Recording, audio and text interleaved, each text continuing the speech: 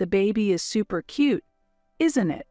My husband said to me during our visit to the obstetrics and gynecology clinic for a friend's baby shower. Absolutely. The baby looks just like you. Why would the baby look like me? He quickly retorted, and Odessa also laughed and said, "Don't say weird things." The two of them still hadn't realized they were being suspected. I handed them a beautifully wrapped envelope. As soon as they checked the contents, they were so shocked that they couldn't move, their mouths agape. Another person threw a question at them in this difficult situation.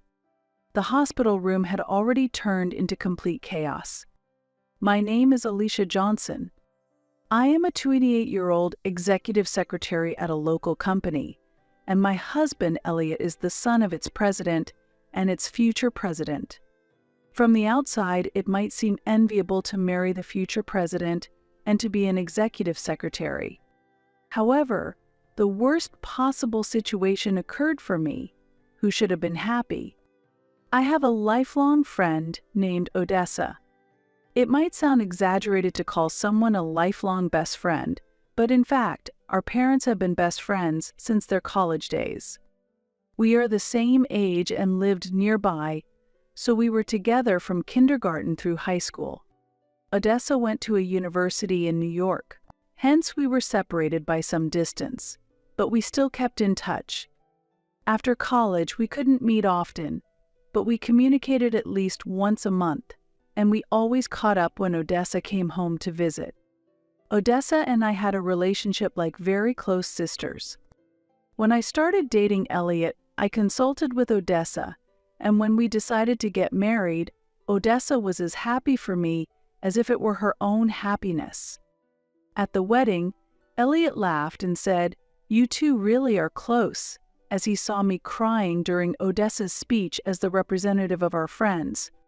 Supported by my loving husband and dear friend, I was filled with happiness. However, a shadow slowly began to cast over my happiness after marriage. The reason was that I couldn't get pregnant. Before I knew it, 2 years had passed since we got married. Some might think it's only been 2 years, but as someone who desired children, I was actively learning about fertility. Before we got married, Elliot and I had undergone a bridal check to confirm there were no issues. Should I get a fertility test and start treatment? I wondered. Elliot encouraged me. There was no issue during our bridal check, and worrying might just add stress. We're happy together, even without children. It's better to relax and enjoy our time together. Elliot's warm words were comforting, but I felt a rush of urgency to have an heir, and above all, I deeply desired a child with Elliot, whom I loved. Elliot reassured me, "Let's not rush and take our time." But feeling anxious, I decided to seek advice from Odessa. Odessa had lived in New York before but had returned to our hometown shortly after our wedding. While she was in New York, we only met when she visited, but the sociable Odessa quickly got along well with Elliot, and recently they had been enjoying various conversations at our house almost every week. Honestly, infertility is not something easily discussed, but I could open up to Odessa, and she always listened kindly. Still, Odessa advised, "Don't rush." Elliot also says to take it slow, and worrying too much can have the opposite effect. She was right, of course.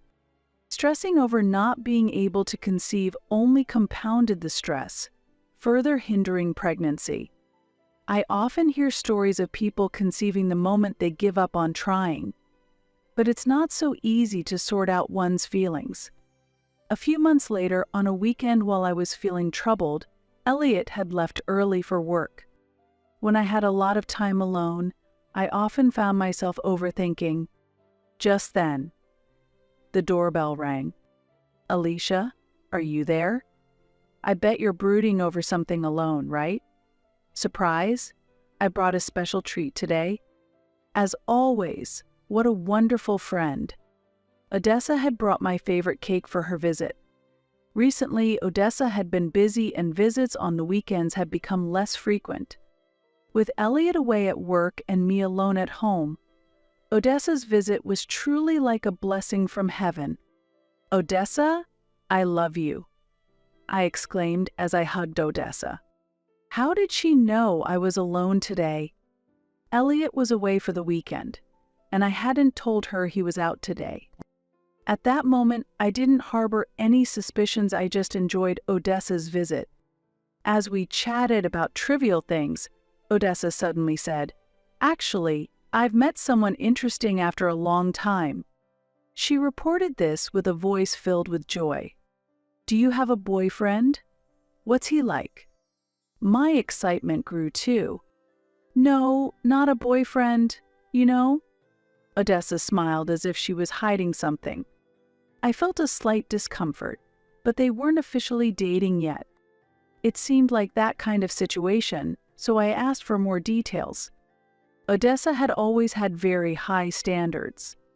Being beautiful but modest, Odessa naturally attracted male attention, and it was understandable why she had such high expectations. What kind of person would meet Odessa's standards? Out of curiosity, I kept asking more questions. "He's really my type. He's so kind, and he fulfills all my wishes. Plus, he's a future president, has money, is good at DIY, and manly too," Odessa said. That was so typical of Odessa. "You always said you wanted someone handsome, kind, and rich."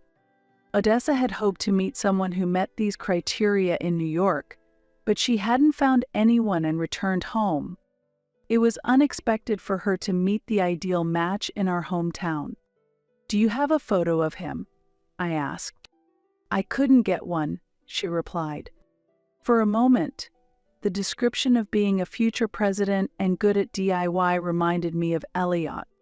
The similarities to Elliot concerned me, and I continued to ask questions. "What kind of work does he do? Where did you meet him?" I asked. But when it came to specifics, Odessa didn't provide any details.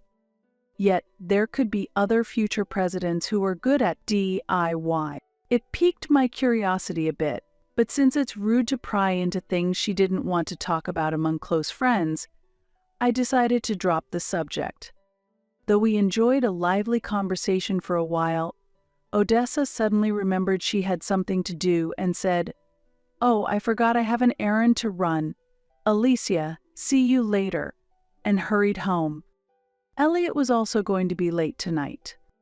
Recently, due to his busy work schedule, Elliot often stayed at a hotel near his office on weekdays and spent most of the weekends away from home on business entertainment. During that time, I was left at home, deep in thought. About 6 months later, Odessa contacted me with important news. What could have happened? In the afternoon, when Odessa visited my home, she looked me in the eyes and said, "Don't be mad, okay? I'm actually pregnant." The shocking news came from the unmarried Odessa. Whose child could it be? I was surprised but saw no reason to be angry. Why did Odessa think I would be angry? I smiled and said, "If you're happy, Odessa, then I'm happy too. Congratulations? Are you going to marry him? If you do, let me do the speech?" In response, Odessa looked a bit somber and said, "I'm not thinking about marriage, but he will support me, so it is okay." "So, it's like a common law marriage?" I asked, and Odessa quietly nodded. "What about your parents?" I probed further, and Odessa replied, "Please, keep it a secret from my parents. I'll explain it to them. There might be specific circumstances she can't disclose to others." When I heard she had a boyfriend 6 months ago, I felt she was hiding something, but it seemed best not to delve too deeply. With this in mind, I responded, understood, and only encouraged her by saying, "Have a healthy baby." However, after Odessa left and I was thinking at home, a sinister thought crossed my mind. Could it be that Odessa had an affair with a married man and ended up pregnant as a result? But who could that partner be? Odessa hadn't revealed anything about him, but something suddenly occurred to me. She had previously mentioned that her partner was a future president skilled in DIY. Elliot is also proficient in DIY, often making furniture to his liking for our home. Although he's been too busy with work lately to engage in such activities, we still cherish the furniture he made at the beginning of our marriage. Could it be that Elliot is Odessa's partner? That can't be possible. I trust that neither Odessa nor Elliot would betray me. However, once I start doubting, it's hard to stop these thoughts. Looking back, Odessa returned to our hometown around the time she became close to Elliot, and it coincides with when Elliot started staying away from home due to work, and when Odessa stopped visiting our house. Is this just my imagination? It must be just in my mind. It's unthinkable that Elliot and Odessa could be involved. To dispel these doubts, I decided to hire a detective to investigate if there was an affair. I couldn't believe I was doing this, but if things remained unclear, it would always nag at me. I thought if the detective found nothing between Elliot and Odessa, I could wholeheartedly celebrate Odessa's pregnancy. However, it turned out to be a mistake. A few weeks later, I received the report from the detective. The results clearly showed that Elliot and Odessa were having an affair, and it was highly likely that the child Odessa was pregnant with was Elliot's. Faced with the detective's report and decisive photographic evidence, I was at a loss for words. My suspicions turned into certainty, and I was shocked by the reality. The pain of being betrayed by my beloved husband and best friend soon turned into anger, and I thought I could never forgive them. However, considering that Odessa was pregnant made me hesitate to take any action. I decided to wait until Odessa gave birth and then confront them both. Finally, I received the news that Odessa had delivered her baby. Neither Elliot nor Odessa could have dreamed that I was aware of their affair. Upon receiving the happy news of the birth from Odessa, I began planning a congratulatory visit. When Elliot returned from work, I casually brought up the news. Odessa had her baby, I told him, and he responded, "Really? That's wonderful." Despite the fact that I hadn't told Elliot about Odessa's pregnancy, he reacted as if he already knew, surprisingly calm. "Did you know Odessa was pregnant?" I asked. No, what are you talking about?" he replied, but his reaction was clearly flustered.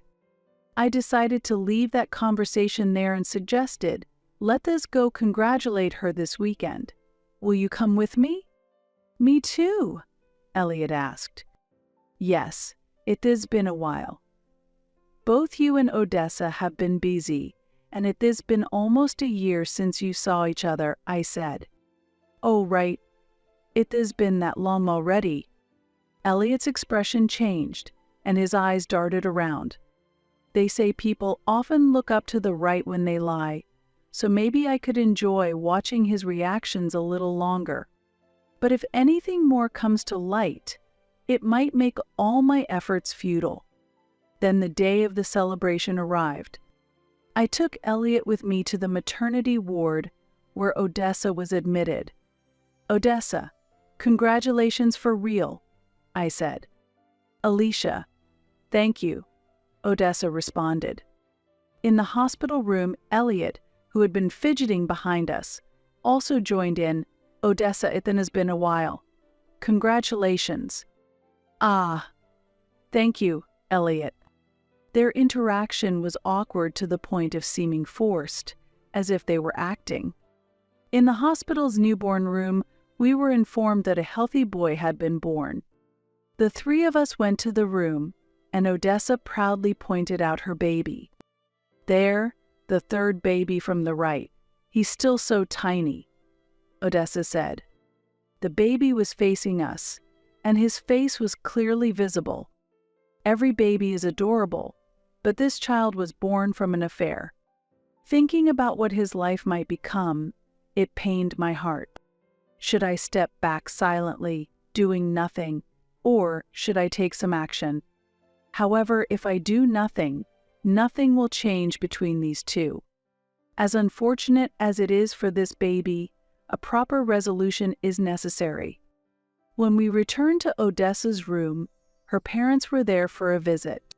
I introduced Elliot while exchanging greetings. After the greetings settled, her mother asked, "How was the baby? Was he awake?" Elliot replied enthusiastically, "Yes, he was awake. Really cute." Then he turned to me and said, "The baby is super cute, isn't he?" I responded, "Absolutely. He looks just like you." Elliot laughed and said, "Why would he look like me? How could he resemble you, I wonder?" "Because he's your child," I retorted. Elliot panicked. "Wait, please don't say things that could cause misunderstandings." Odessa joined in the exchange, laughing and retorting, "Don't say weird things. If both of them react too passionately, it might only make them more suspicious." With that thought, I muttered, "Is it really a misunderstanding? Well, whatever," and continued, "Look at this. A surprise present.